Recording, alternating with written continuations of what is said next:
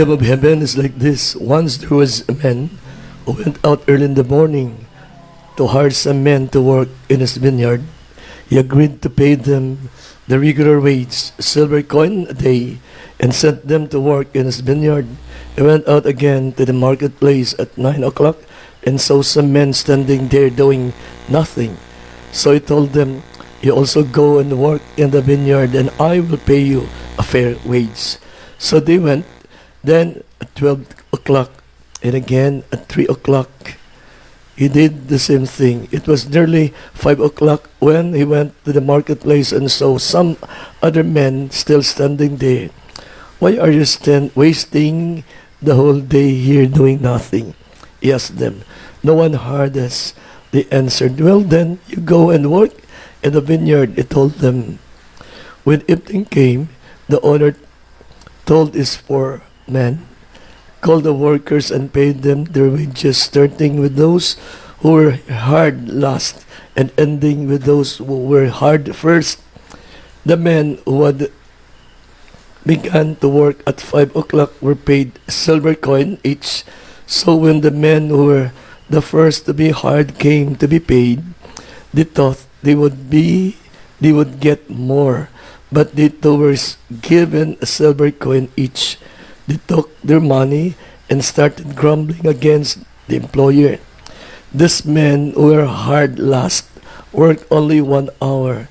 They said, "While we put up with a whole day's work in the hot sun, yet you paid them the same as you paid us." "Listen, friend," the owner answered one of them, "I have not cheated you. After all, you agreed to do a day's work at 1 silver coin. Now, take your pay and go home. I want to give this man who was hired last as much as I give you. Don't I have the right to do as I wish with my own money? Or are you jealous because I am generous?" And Jesus concluded, "To those who are last will be first, and those who are first will be last." I was crucified, Crucified, died with Jesus and died with Jesus on his cross. on his cross. And it is no longer I who It live, is no longer I who but live, Christ lives in me. but Christ lives in The me. life I live now, The life I live now, I live by I faith, live by the faith, Son of God the Son of who God, loved who loved and died for me. and died for me. And I can face all conditions I can face all the by the conditions power of by Christ the power of Christ working in me. working in me. And because Jesus And because lives, Jesus I will live. I will I will live. not die. I will not die. No one can snatch No one me, can snatch me, separate me separate from me the love of the from Father the love of the and of Father Jesus. and of Jesus. Jesus is the Son of the living God. Jesus is the Son of Is the my living. Savior. He is my Savior. He is my Lord. He is my Lord. Loves me so He much. loves me so And I much. love Him so. And I love Him so. This is my statement of This is faith. my statement of faith. Amen. Amen. Ang Diyos ay pag-ibig, Nananahan at sumasagawa sa nananahan at sumasagawa sa atin. ang Diyos ay Ang Diyos ng pag-ibig, nananahan at sumasagawa nananahan sa at sumasagawa sa ang atin. Diyos ay pag-ibig. Purin po natin siya. Ayan, a blessed day to all. You may be seated. And again, we thank Him for the rain. In Jesus' name. And inasahan po natin na ang Diyos ay siya rin po magpapaulan sa atin ng kanyang biyaya, ng kanyang pagpapala. At alam po natin, kapag may ulan, tumutubo ang mga halaman at maraming aanihin. Ganoon din sa atin. Kung tayo po'y tumatanggap ng salita ng Diyos at alam po natin, ang kanya pong banal na salita ay binigaling sa langit at siya pong magbigay sa atin ng bunga. Kaya we are grateful that day by day, morning after morning, ang Diyos ay siya pong naghahalang sa atin. Siya po nagbibigay ng kanyang banal na salita at siya rin po nagpapatubo niyaan upang tayo po'y magiging katulad niya. By His words and by the power of the Spirit will be like Him. Ganon ang sabi niya at makilala po natin siya na siya ay buhay dahil sa salita ng Diyos natin po sila sa buhay. And we we'll able to see results. At makita po natin ang ating pong ugali ay yan po, tayo po'y mismo saksi na sa pamagitan ng kanyang banal na salita, tayo po'y nadaig po natin yung po mga masasamang ugali. Kahit parang turtle, parang bao, pagong ba, na kahit ang hina ng galaw, ngunit makikita mo natin talagang mayroong pagbabago. And by Spirit and by His words, the Lord will transform us into the likeness of His Son Jesus Christ.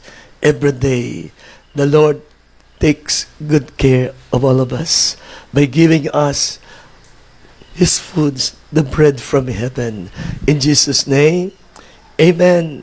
And again, we thank the Lord for the word that we receive just right now. The Lord's love to give works to those who are standing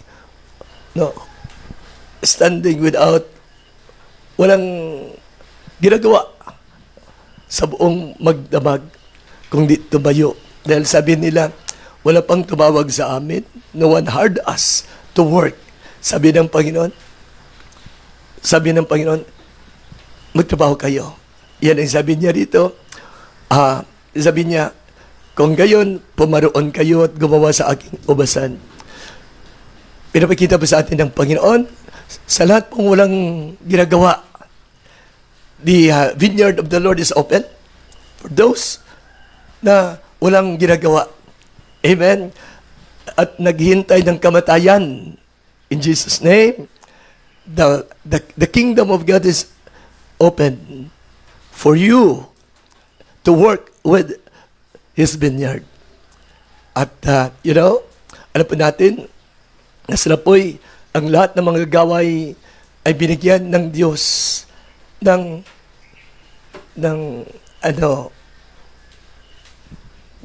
ang tawag, 1 silver coins. Binigyan po sila, lahat sila. Pantay-pantay na binigyan sila ng Diyos, ng pinangako. Kapag nagtrabaho ka sa Kanya, bigyan po kayo ng Diyos ng buhay na walang hanggan. In Jesus' name. Kaya't ang walang trabaho, naghintay po ng kamatayan. Magtrabaho po tayo sa Kanya. Siya po'y naghintay. Again, the kingdom of God is open. The result, the door of His vineyard is open. Come and work with Him. At ikaw po'y tatanggap ng buhay na galing sa Diyos. In Jesus' mighty name. Katulad nila, ang iba tinawag madaling araw, ang iba tinawag alas 9, alas 12, alas 3, at iba ay alas 5 na. Magtakip silim na ng tinawag, ngunit all of them receive the same 1 silver coin. As the Lord God has promised them, they will be paid by what they were. Na ginawa, kung anong ginawa nila, ay talagang binayaran sila ng Panginoon. In Jesus' name. Kaya, my brothers and sisters, ang walang ginagawa na kung ano-ano man, kung minsan, pasensya na. Ang mga bagong nag-retire. At mayroon mong retirement pay. At ang ginagawa ngayon, bumili ng anuman na talagang makaaliw po sa kanya. At kuminsan, ang ginagawa, nanonood po kung ano man ang binigili niya at habang kumakain ng sitsaron. At ayan, at tumitingin sa malaking telebisyon.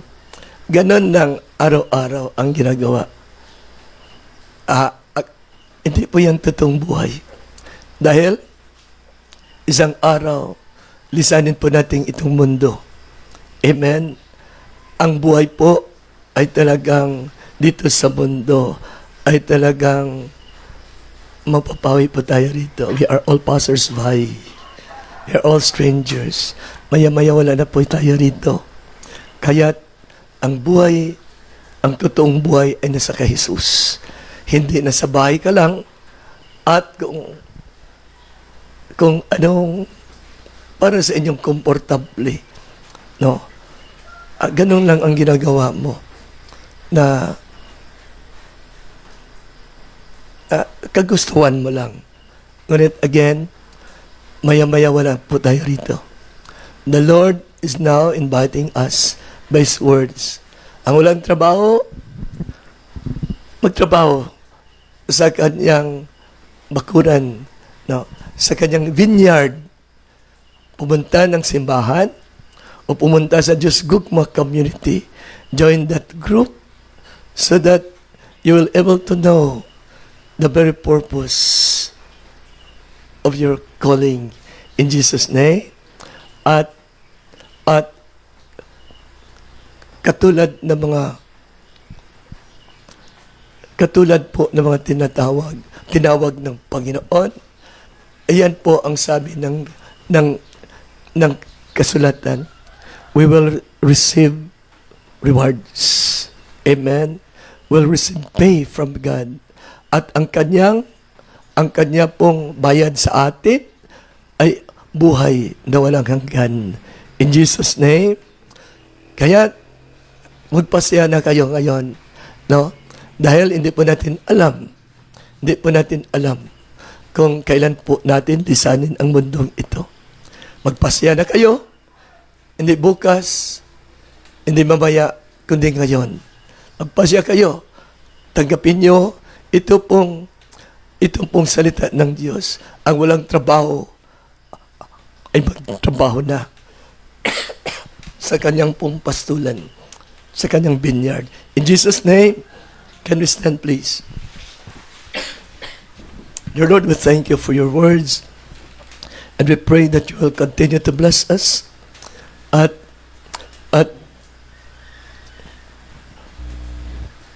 hanapin po kayo sa buong buhay namin, araw-araw, dahil po ikaw ang totoong buhay, ikaw pong totoong yaman.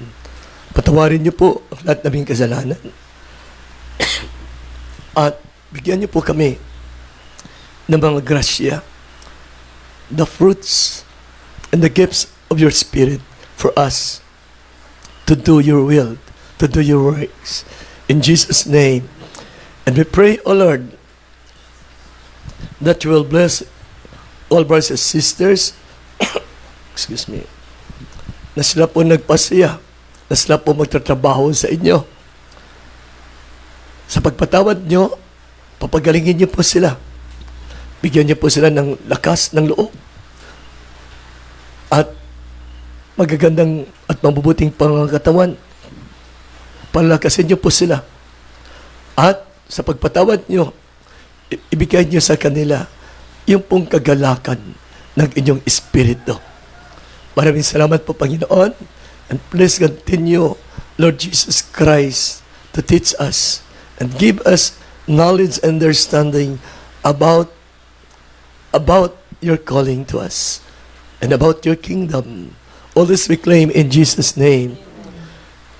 Ang Diyos ay pag-ibig, Nananahan at sumasagawa. nananahan at sumasagawa sa atin. Ang Diyos ay Ang Diyos ng pag-ibig, Nananahan at sumasagawa. nananahan at sumasagawa sa atin. Ang Diyos ay pag-ibig. Sa pangalan ng Ama, Anak, at Espiritu Santo. Amen. Let us give glory to the Lord. 3, 2, 1, glory.